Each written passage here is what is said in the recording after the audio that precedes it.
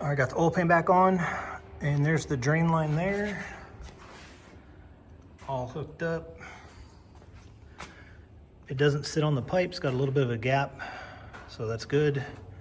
And it should drain right off into the pan without any problems.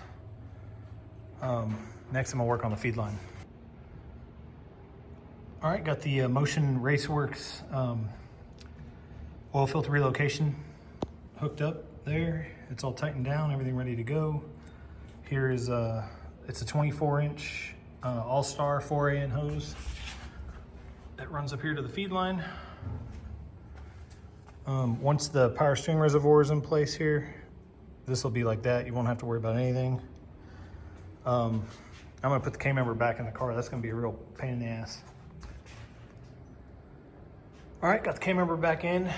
This is a pain in the ass by yourself. Also, I stacked an extra washer in there on the UPR adjustable motor mounts.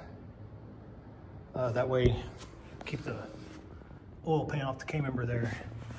So next up, I'm gonna put the spindles back on, tighten that down, put that little adapter piece in here for the hot side, and maybe put the front tires back on it. Okay, just to recap, I got the K-member put back in, motor mounts, brakes are all back on, struts are all hooked up. Motion Raceworks oil filter relocation kit is halfway done. The other part is probably gonna go up here. I'll show you a picture of it. Let's see.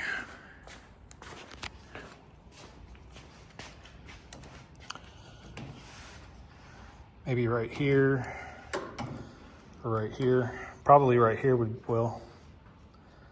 So we're gonna have to put the radiator in the car first and then see where this could go. I have to build a bracket off of here or something and put it up higher. Also, it depends on the height of the oil filter.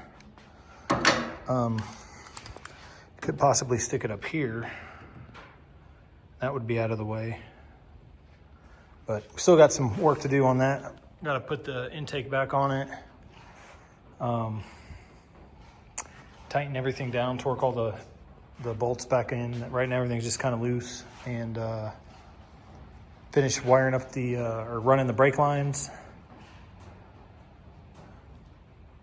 and start with this crap here for wiring. These go to the engine bay. The rest of it's all going to go inside of there, but we're making progress.